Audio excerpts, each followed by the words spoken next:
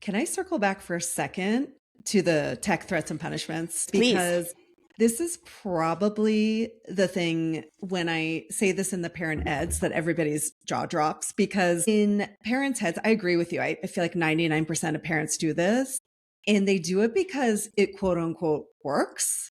Right. And so I Yeah. try to actually not tell them exactly what to do. I'm not a parenting coach like you. Right. But I just try to explain why it's tricky. So I guess what would you say to the parents that say, well, it works? What would you say Yeah. to them?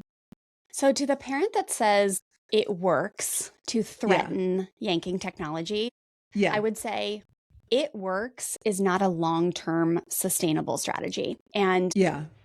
we started off this conversation talking about the world that we're living in and how much things are changing and why are we so Yeah. stressed out as parents in this generation? Well, I think cultural conditioning has gotten us used to fast fixes.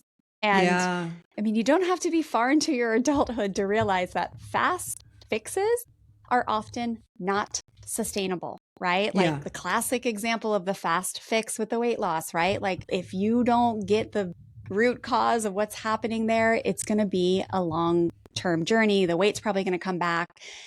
Um, so it may feel like it's working in the moment, but here's what Hmm. I would say about any type of threat system that you have going on in your home. When you think that you have to scare your kid into submission or make them feel worse in order to make them behave better, which essentially when Hmm. you're threatening a child, you're invoking a feeling of fear.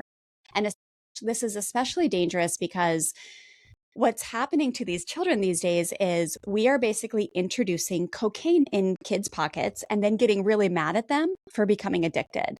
And so Hmm. then so the science shows us how addicting these things are, and we feel it as adults, right? Yeah. So it's like the emotional manipulation, which then causes so much damage to the relationship because we're the one who said yes. We pay for the addiction. And then we know how addicted they are. We know how much it means to them. And we choose that to be our way of influencing them to behave by threatening, yanking. And we find that it emotionally, it really jacks up kids.